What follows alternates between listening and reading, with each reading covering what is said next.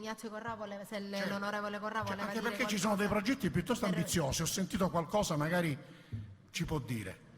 Allora, vediamo se... Sì, mi Ok, sentite? sì, sentiamo bene. Va bene. Io vorrei riassumere alcune proposte per questa parte che è più operativa. Provo a cambiare l'auricolare. Ma Sì, noi, Aurelio, noi come hai notato, siamo sentiamo. andati oltre. Ok, voi mi sentite bene, mi Sì, ti confermate? sentiamo. Va bene. Io ho cercato di sintetizzare in 4-5 slides alcune proposte operative, giusto per dare un'idea di alcune cose su cui si potrebbe agire. Cominciando dalle scuole.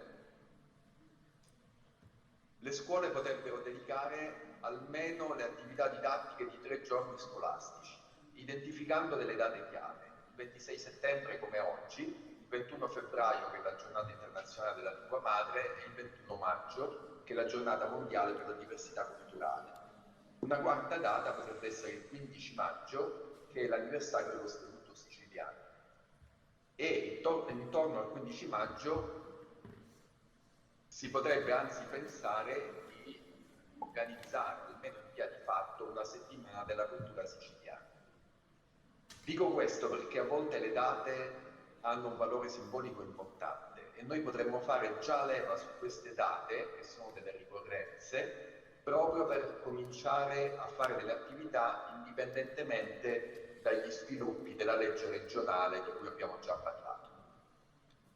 Poi volevo soltanto velocemente citare come così può essere di interesse per i docenti che ancora non lo hanno fatto, su Wikipedia c'è una parte che ha 26.000 voci in lingua siciliana e a mio parere potrebbe essere uno strumento di lavoro in classe. Nello stesso modo segnalo che ci sono alcune grammatiche del siciliano disponibili in rete, ovviamente si parla di lavori divulgativi, quindi non hanno la qualità, non possono non avere la qualità accademica di cui si parlava prima, ma è anche vero che noi stiamo agendo su un piano diverso, più divulgativo e di strumento di lavoro. E infine, parlando di materiale, ci sono 2 traduttori che volevo segnalare. Il primo si chiama Traduttore Siciliano ed è fatto da alcuni volontari nostri corregionali, e il secondo invece è dalla multinazionale Google Traduttore, in cui non c'è ancora una vera possibilità di un traduttore siciliano, però c'è questo stratagemma che voi vedete citato qui, che se noi inseriamo un testo scritto in siciliano e selezioniamo lingua corsa, ci verrà poi tradotto in italiano, in inglese, in francese, qualunque lingua metteremo. Questo lo cito solo come curiosità. Ho parlato delle scuole, ma in realtà ci sono tante altre enti e istituzioni che possono fare qualcosa. Qui elencherei velocemente delle altre proposte, questione di 3 minuti, ma è solo per dare la possibilità poi al pubblico, se lo vorrà, di aggiungere qualche idea. E quindi quello che si può fare, si può costituire un gruppo di studio, un comitato per la promozione della lingua siciliana.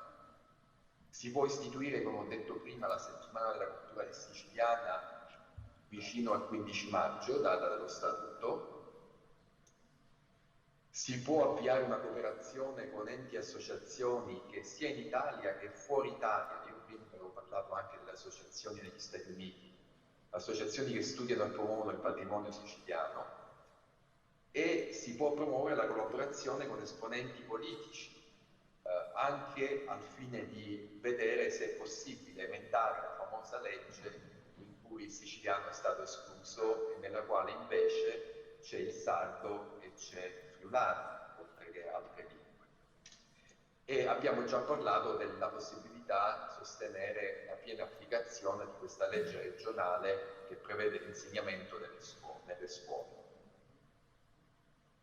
Per continuare nel nostro elenco, dopo le scuole ci sono anche le università e qualcosa già è stato detto, sicuramente le università possono fare anche la loro parte e una piccola parte potrebbe essere anche loro, se anche loro come le scuole seguiranno quelle 4-5 date annuali che io prima ho citato per organizzare convegni, laboratori, seminari, tavole rotonde, perché anche questo è un messaggio simbolico alla comunità che ogni 2 o 3 mesi riceve dall'università un messaggio chiaro che c'è una conferenza, una tavola rotonda su questi temi.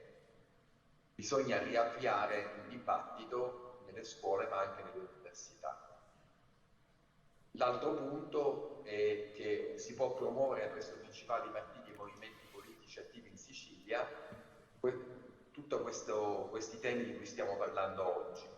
Come diceva Davide Iotta all'inizio, si tratta di un tema trasversale, quindi a nostro parere tutti i partiti politici attivi in Sicilia dovrebbero almeno ascoltare e se possibile prendere a cuore la possibilità di fare delle attività o di inserirle nei loro programmi quando in vista delle prossime elezioni a tutti i livelli, a livello regionale, a livello comunale, a livello provinciale. E parlando dei comuni, io avrei una proposta specifica per il nostro comune della città di Messina e magari per i comuni della città della provincia di Messina. E cioè la proposta è di valutare se non possa essere un'idea di inserire nello statuto proprio del comune una specifica disposizione che parli della lingua siciliana. E io qui in questa slide ho trascritto un esempio che vi leggo. Il comune assume la lingua siciliana come valore storico e culturale inalienabile. Ho preso questa formulazione da un esempio pratico che è il comune di Caltagirone, che ha proprio questo paragrafo nello statuto. Un altro aspetto importantissimo è già stato menzionato, ma io lo ripeto perché è importantissimo, è la collaborazione con le emittenti televisive, radiofoniche e gli organi di stampa.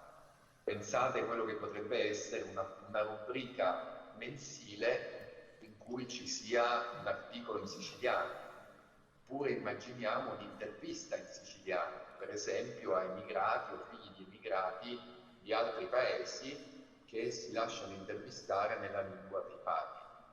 Io credo che per noi sarebbe una innovazione che vedremo con grande piacere.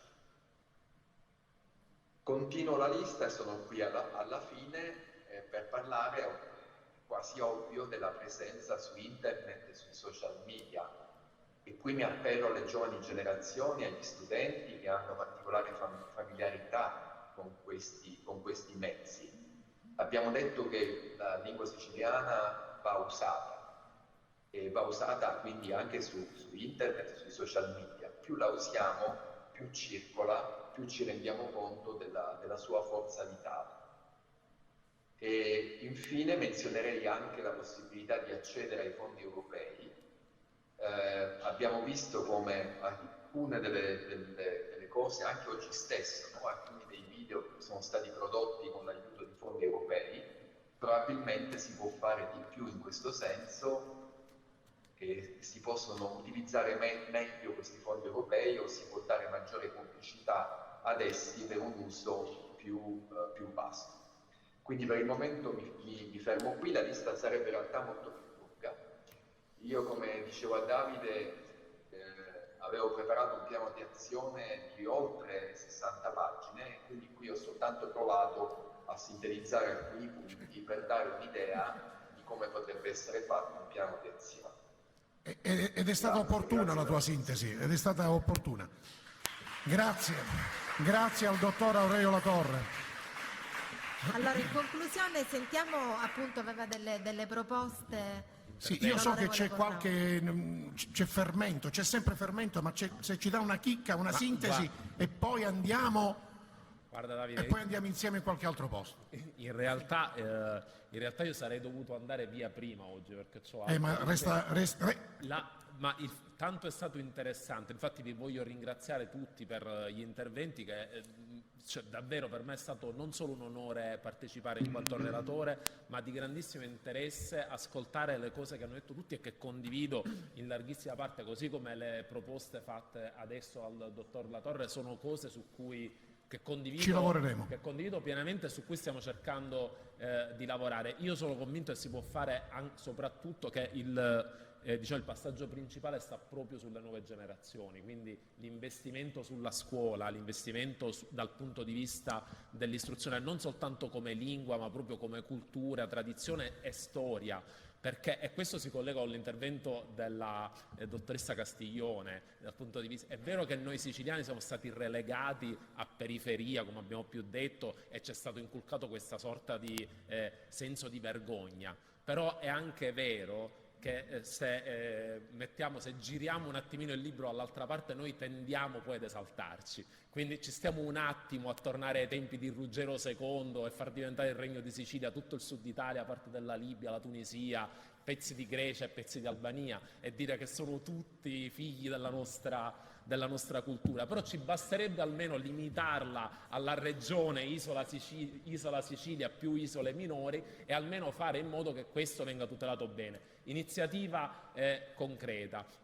A dicembre sto organizzando in Parlamento europeo, convocando, infatti lì mi ricollego con quanto diceva il dottor Latorre, con i siciliani all'estero, coinvolgendo un po' di associazioni di siciliani che lavorano in altri paesi d'Europa, quindi o emigrati di prima o di seconda generazione, tra cui professori che per esempio lavorano a New York nella comunità siculo-americana, che come si diceva è una delle è la più numerosa di italo-americani in America, per cercare appunto di mettere tutti, quindi siciliani di Sicilia e siciliani del mondo intorno ad un tavolo per fare questo lavoro qua. A questo tavolo ci sarà l'assessore competente per materia della regione siciliana, a cui chiederemo, io l'ho già chiesto personalmente, di dare seguito a quella delibera del 2018 che fa seguito alla legge regionale del 2011. Cerchiamo di mettere intorno al tavolo anche qualcuno che possa lavorare sulla legge del 99 e quindi per includere il siciliano tra le lingue che meritano appunto tutela,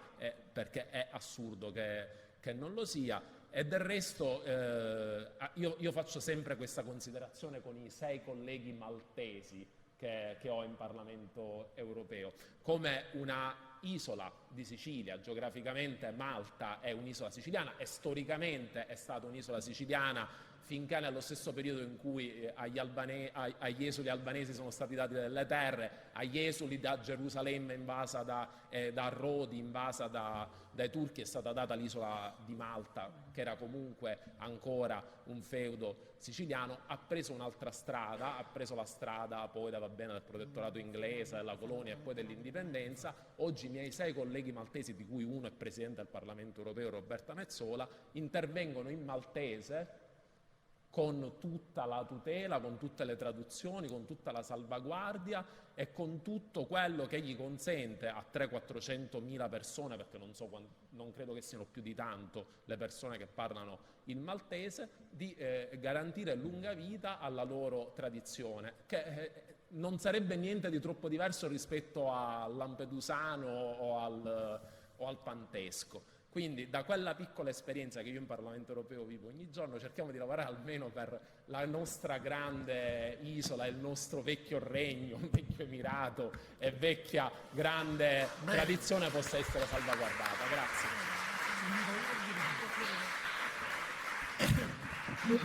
Bene, grazie all'onorevole Ignazio Corrao.